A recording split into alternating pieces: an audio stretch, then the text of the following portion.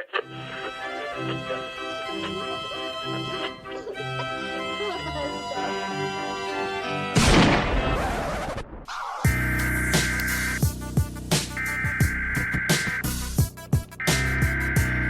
interrupt our program to bring you this important message.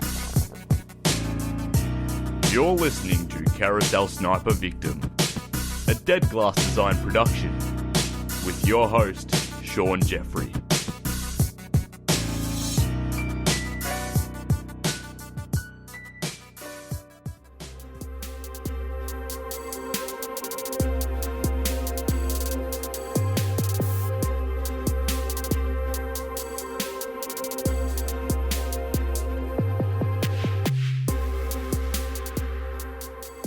What exactly is it that we like about bank robbers, or heist artists, or jewellery thieves in general?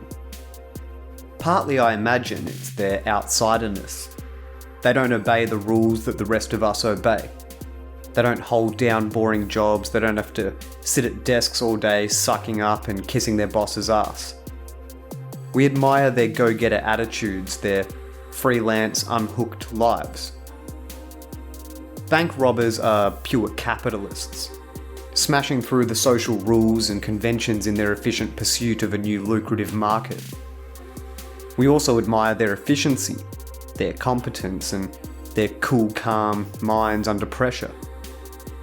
We root for the bank robbers who are really good at what they do, really cool under pressure, really skilled at cracking codes and vaulting through security systems, using their charm to blag their way through any conversation, or even sometimes their guns to shoot their way out. Fuck the police. What's your name, dude? None of your business. Fuck the police. We admire the stoic, emotional control of a bank robber like Robert De Niro's character in the movie Heat, or Al Pacino's mobster figure in The Godfather. We admire their cool, their detachment, their self-containment, their reasoning ability, their ability to never get so attached to a job that you can't walk away if the heat is just around the corner. They're somewhat like secular monks, very measured and very controlled. That means, though, we also recognise the bad bank robber. The robber who cannot control their emotions like Sonny in The Godfather, or who loses their cool and uses unnecessary force like Bosco, the psychopath in the movie Heat, or Mr. Blonde in Reservoir Dogs, cutting people's ears off and just losing the plot. We're okay with bank robbers killing people, sometimes even innocent people, but not unnecessarily, not gratuitously, and not just for the sake of it. So what do these attitudes say about us as a society, or even as a species? It would appear to show that we now live in a society which no longer believes in the ends, only the means. We may not agree with the end which bank robbers set for themselves, just robbing a bank and getting rich, but we still admire their means. We admire the skills they use to seek this end, including their skills of emotional self-management. We admire their calculated efficiency. It doesn't matter what end they serve, it's the skills they employ in the pursuit of that end that sparks our interest. And the particular set of skills that one high-flying plane hijacker employed took the entire world's imagination by storm.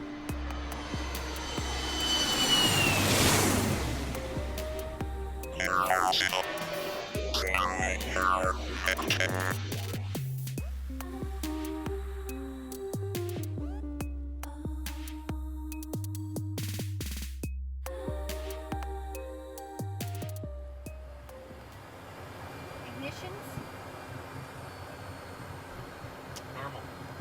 Anti-ice pitot heat? That's required. Radar? D.B. Cooper. That's the name that's popularly used to refer to an unidentified man who hijacked a Boeing 727 aircraft in the northwest United States in the airspace between Portland, Oregon and Seattle, Washington on the afternoon of Wednesday, November 24th, 1971.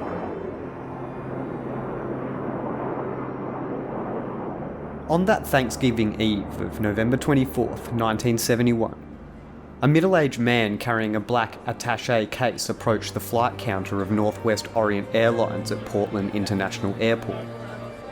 He identified himself as Dan Cooper and used cash to purchase a one-way ticket on Flight 305, a 30-minute trip north from Portland to Seattle. Cooper boarded the aircraft, a Boeing 727-100 model, FAA registration N467 US. He took seat 18C, or 18E by another account, and some people would say 15D by another, but for sure it's in the rear of the passenger cabin. He lit a cigarette and ordered a bourbon and soda. Fellow passengers described him as a man in his mid-40s, between 5 foot 10 inches and 6 foot. That's around 178 centimetres to 183 centimetres tall. He wore a black lightweight raincoat, loafers, a dark suit, a neatly pressed white-collared shirt, a black clip-on tie, and a mother-of-pearl tie pin.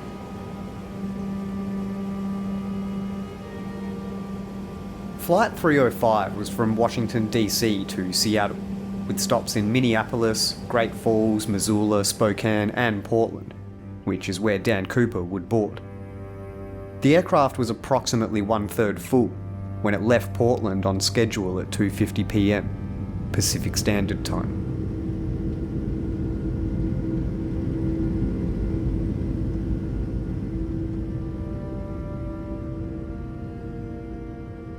Shortly after takeoff, Cooper handed a note to Florence Schaffner, the flight attendant situated nearest to him in a jump seat attached to the aft stair door. Schaffner assumed that the note contained a lonely businessman's phone number and she dropped it unopened into her purse. People were always hitting on flight attendants, you know. Cooper leaned forward toward her though and whispered, "Miss, you'd better look at that note. I have a bomb."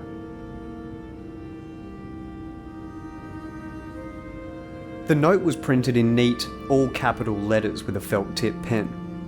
Now, the note's exact wording is unknown because Cooper later very smartly reclaimed the note, but Schaffner recalled that the note said that Cooper had a bomb in his briefcase. After Schaffner read the note, Cooper told her to sit down beside him. Schaffner did as he requested. Then she quietly asked to see the bomb. Cooper opened his briefcase long enough for her to glimpse 8 red cylinders, quote, 4 on top of 4, end quote. These were attached to wires covered with red insulation and a large cylindrical battery. After closing the briefcase, Cooper stated his demands. $200,000 in negotiable American currency, 4 parachutes, 2 primary and 2 reserve, and a fuel truck standing by in Seattle to refuel the aircraft upon arrival. Schaffner conveyed Cooper's instructions to the pilot in the cockpit. The pilot, William Scott, contacted Seattle-Tacoma Airport Air Traffic Control, which in turn informed local and federal authorities. The 36 other passengers were given some bullshit information that their arrival in Seattle would be delayed because of a, quote, minor mechanical difficulty. Northwest Orient's president, Donald Nirop, authorised payment of the ransom and ordered all employees to cooperate fully with the hijackers' demands. The aircraft circled Puget Sound for approximately 2 hours to allow Seattle police and the FBI sufficient time to assemble Cooper's parachutes and ransom money, and to mobilise emergency personnel. Schaffner recalled that Cooper appeared familiar with the local terrain. At one point he remarked, quote, "Looks like Tacoma down there," as the aircraft flew above Tacoma. He also correctly mentioned that McCord Air Force Base was only a 20-minute drive from the Seattle-Tacoma airport. Schaffner described him as calm, polite and well-spoken. Not at all consistent with the stereotypes, enraged and hardened criminals or the sort of, take me to America political dissidents type. That was associated with air piracy at the time, but he didn't match any of those descriptions. Tina Mucklow, Another flight attendant agreed. She said, quote, "He wasn't nervous. He seemed rather nice. He was never cruel or nasty, and he was thoughtful and calm all the time. He ordered a second bourbon and paid his drink tab, and he even attempted to give Schaffner the change. He also offered to request meals for the flight crew during the stop in Seattle if they were hungry." FBI agents assembled the ransom money from several Seattle area banks. 10,000 unmarked $20 bills, most with serial numbers beginning with the letter L.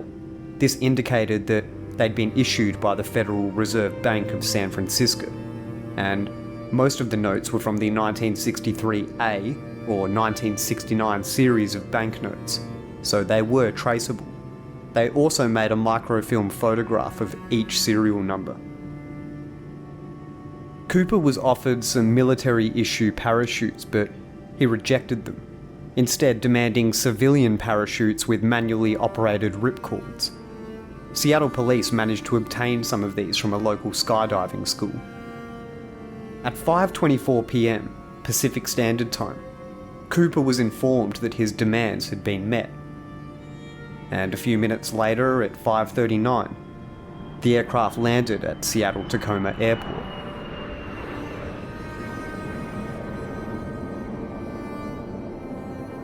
It was more than an hour after sunset, and Cooper instructed the pilot Scott to taxi the jet to an isolated, brightly lit section of the runway, and to close each of the window's shades in the cabin to deter police snipers. Northwest Orient Seattle operations manager, Al Lee, approached the aircraft in plain street clothes to avoid the possibility that Cooper might mistake his airline uniform for that of a police officer. He delivered the cash-filled knapsack and parachutes to Flight Attendant Mucklow via the aft stairwell. Once the delivery was completed, Cooper ordered all passengers, Flight Attendant Schaffner, and Senior Flight Attendant Alice Hancock to leave the plane. While they were waiting and just refueling, Cooper outlined his flight plan to the cockpit crew.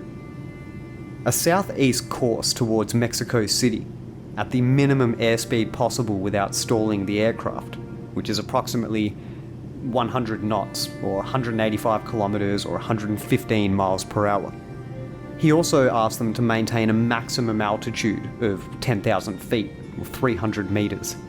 He further specified that the landing gear remain deployed in the takeoff landing position. The wing flaps must be lowered 15 degrees and the cabin remain unpressurized.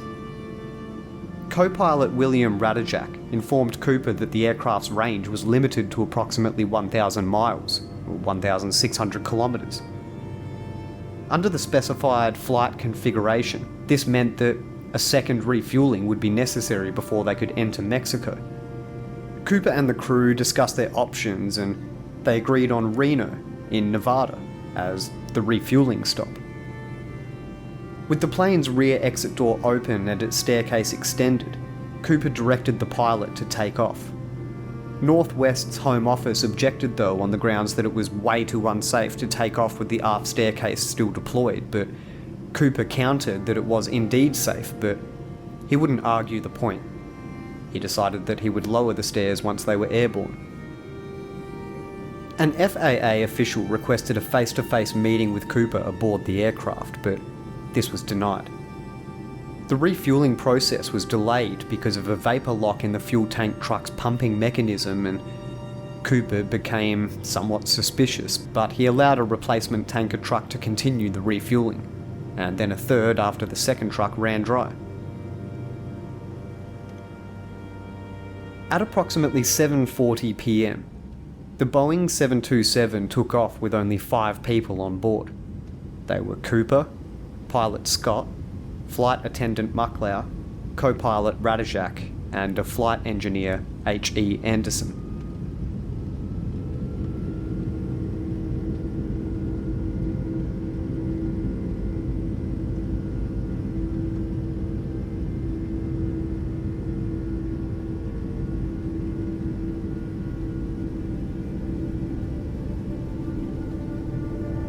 Two F-106 fighter aircraft were scrambled from McCord Air Base and followed behind the hijacked airliner. one above it and one below, out of Cooper's field of view.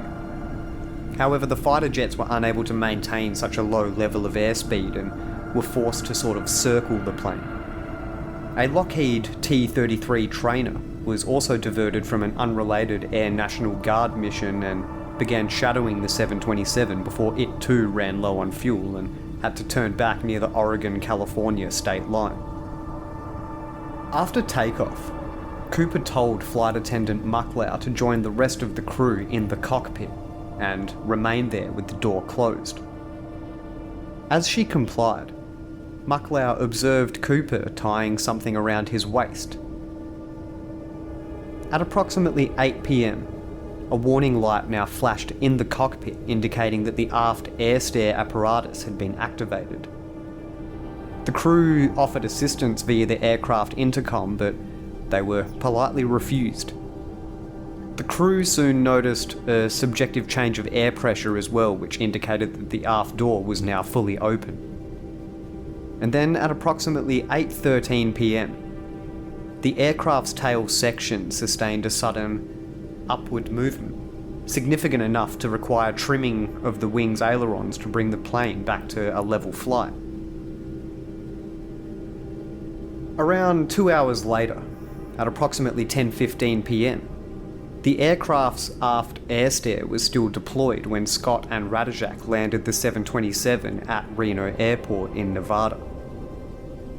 FBI agents and state troopers and sheriff deputies and the Reno police surrounded the jet.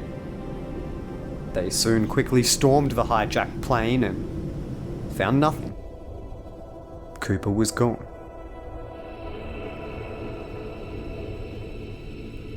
FBI agents recovered 66 unidentified latent fingerprints aboard the airliner. The agents also found Cooper's black clip-on tie, his tie clip and 2 of the 4 parachutes, one of which had been opened and 2 shroud suspension lines cut free from its canopy. Authorities interviewed eyewitnesses in Portland, Seattle and Reno, and all of those who had personally interacted with Cooper that they could get a hold of. And from those interviews, a series of composite sketches were developed of the suspect. Local police and FBI agents immediately began questioning possible suspects, and among them they considered more than 800 people. Of these, all but 24 were eliminated from the investigation. However, an Oregon man named D.B. Cooper, who had a minor police record, was one of the first persons of interest in the case. He was contacted by Portland police on the, dumb luck chance that the hijacker had used his real name for, or maybe even the same alias in a previous crime. But unfortunately, D.B. Cooper was quickly ruled out as a suspect. But a local reporter named James Long, rushing to meet an imminent deadline, confused the eliminated suspect's name with the pseudonym used by the hijacker. Classic shitty journalism. In a rush to be the first to print, they butchered the simplest of facts, his alias. A wire service reporter, most accounts name him as Clyde Yarbin of UPI, republished the error, followed by numerous other media sources. The moniker, D.B. Cooper, had now firmly become lodged in the public's collective memory, and the fact that the hijacker had actually used the alias Dan Cooper was quickly forgotten. He was now and forevermore to be referred to as D.B. Cooper. When he got on a plane in Portland, Oregon last night, he was just another passenger. But today, after hijacking a Northwest Airlines jet, ransoming the passengers in Seattle, then making a getaway by parachute somewhere between there and Reno, Nevada, the description on one wire service, master criminal. Bill Curtis reports. 36 passengers got off the jetliner in Seattle last night, left aboard 4 crew members and the hijacker, dressed in a business suit demanding $200,000 and carrying a plain briefcase which he told the crew held explosives. With the full ransom collected from Seattle banks and 4 parachutes aboard, the plane headed for Reno. It took 3.5 hours, slow for a jet, but the hijacker had given detailed flight instructions. The rear stairwell was open all the way. It arrived at Reno in shreds. The crew, here being debriefed by the FBI, was told to fly low over Oregon's flatlands with the flaps down. The speed dropped to 200 miles per hour. Somewhere, the hijacker parachuted away with the money. The crew had little to say. We gave the information to the authorities, and we just don't want to discuss it any further. Have you been told by the FBI not to discuss? No, they handle their investigation, and my company would rather have it released through them. Tina, were you with the rest of the crew during the flight after you left the ground the last time? Yes, I went up to the cockpit. None of you were within sight of the hijacker, right? Right. We already talked about it, and the captain, How did you surmise that he was not on the plane when he landed in Reno? Well, a search was made of the plane immediately after landing. As we understood it, he could have gotten off as the plane taxied before it came up here. How did the crew know he wasn't on when it touched ground? No way. The crew couldn't know that, but we had the airport covered. Are the authorities now searching for the man? Snow covers the mountains in northern California and Nevada, a hostile terrain for any parachute drop, especially at night. Police believe he left the 727 in the flatlands of Oregon or Washington, but they are still looking in 4 states, even around the airport. Authorities began their search here, thinking the hijacker may have jumped off at the end of the runway as the plane touched down. But the problem is more complex. A daring parachute escape from a flying 727 somewhere between Reno and Seattle, Washington. Bill Curtis, CBS News.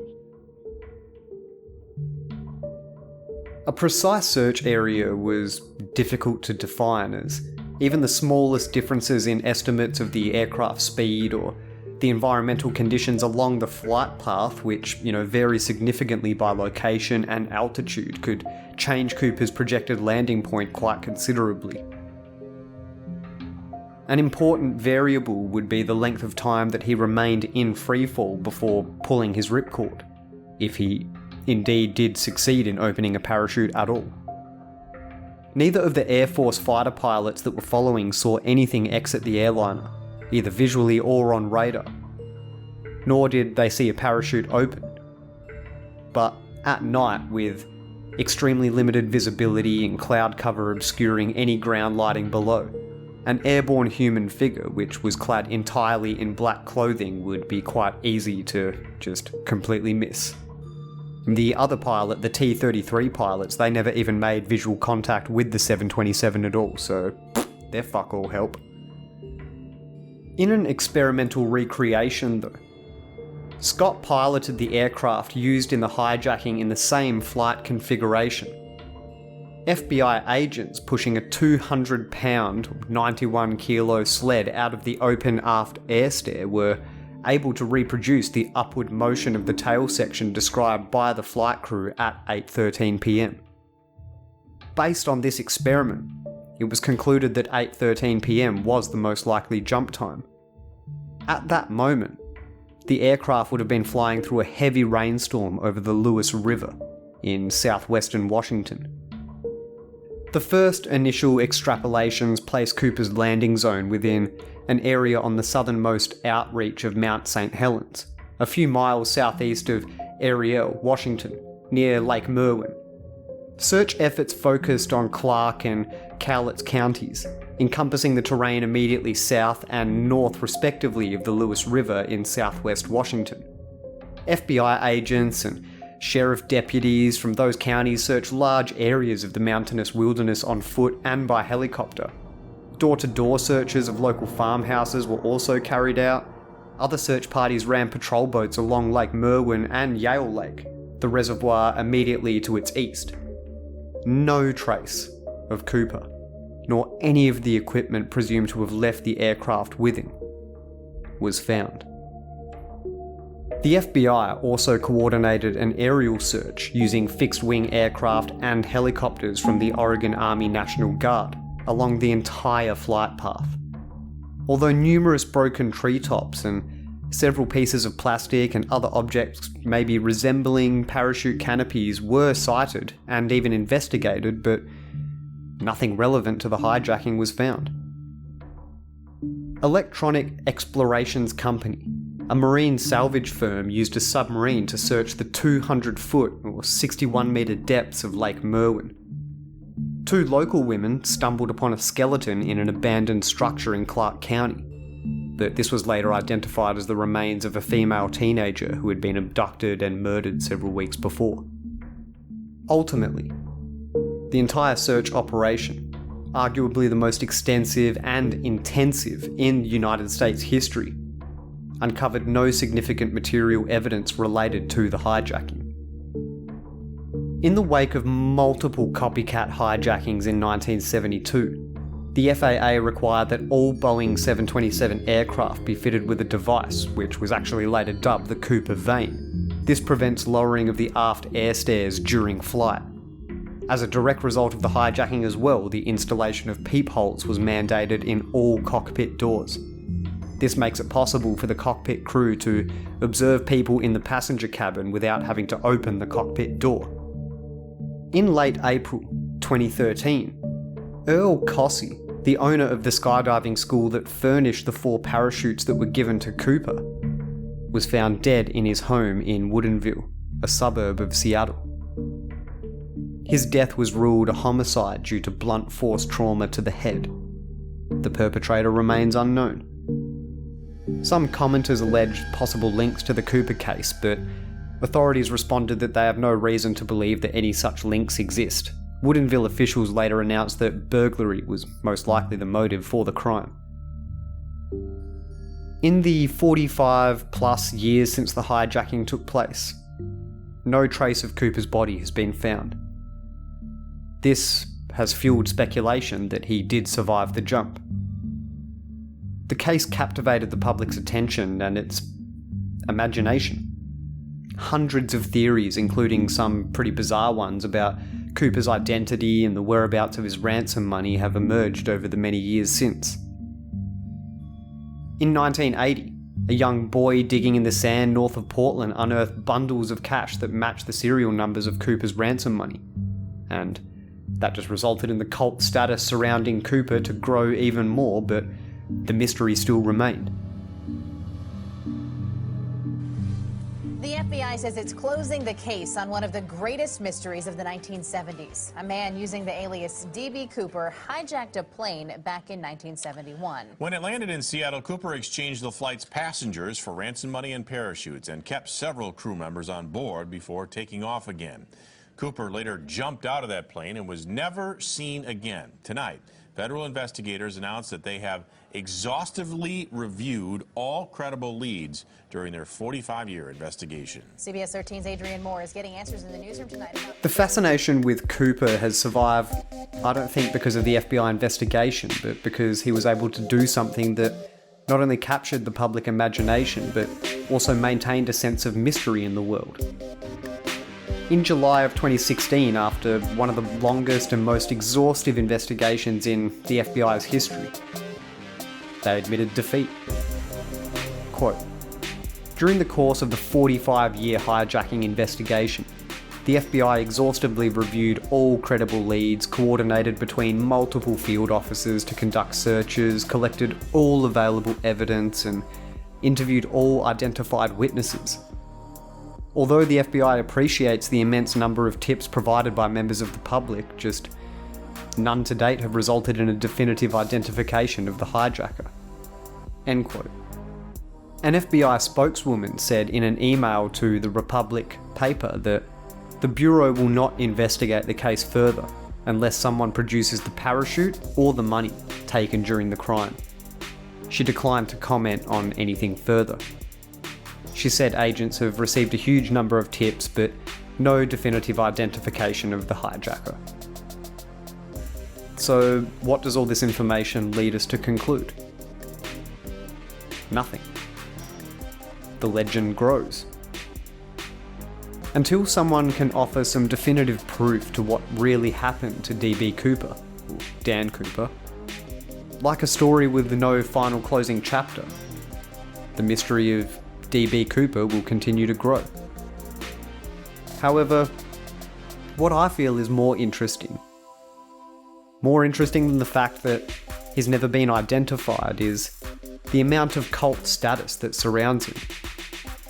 Like a genuine sort of Robin Hood character, he stole from those a lot better off than most, and didn't really hurt anyone in the process, and then he disappeared into the nighttime sky. A clean, smooth, essentially victimless crime. Except for the insurance companies, but fuck them. He did what we all wished we could do. Say a big fuck you to the system and sail off into the sunset with a fat stack of cash. And I think anyone not afraid of being judged would say we can all see a little bit of ourselves in the actions of Dan, or as is more well known, D.B. Cooper. It's the only unsolved skyjacking in U.S. history. The FBI couldn't crack the case, but now scientists think they've narrowed the search for the suspect with evidence found in his necktie. The old clip-on tie from JCPenney is said to be spotted with evidence, and it could now help solve a mystery that has stumped FBI investigators for more than 45 years. Law officers in 4 western states this evening are searching for a man who is perhaps the most clever and certainly the most audacious airplane hijacker of all time.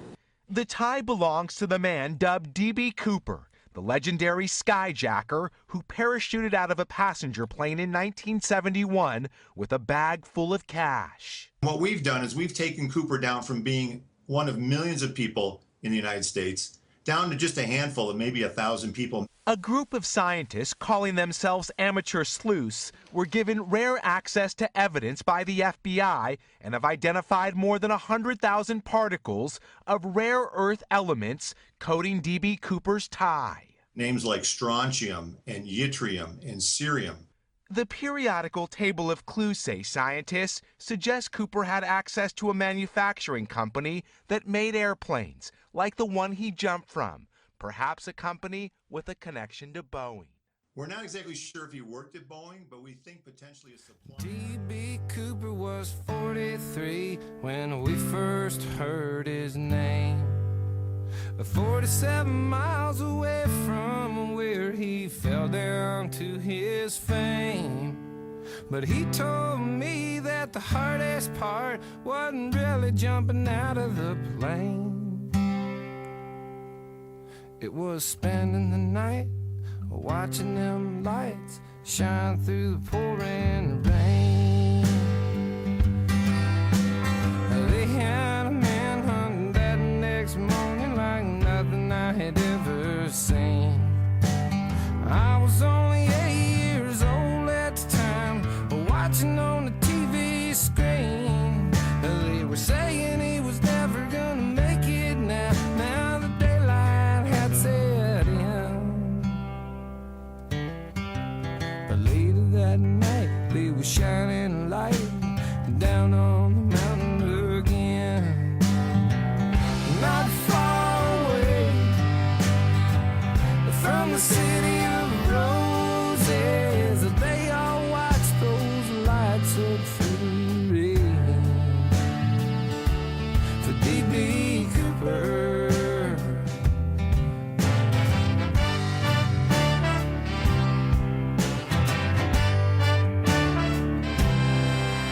Well, the cops blocked off all the exit roads and turned out all of the hounds. They even dragged the river up a couple of times to see if he had drowned. With all of those men working overtime, well, I swore they would bring him down. But a parachute and a few $100 is all that they've ever found. And not far away from the city of roses, they all watch those lights up through the rain.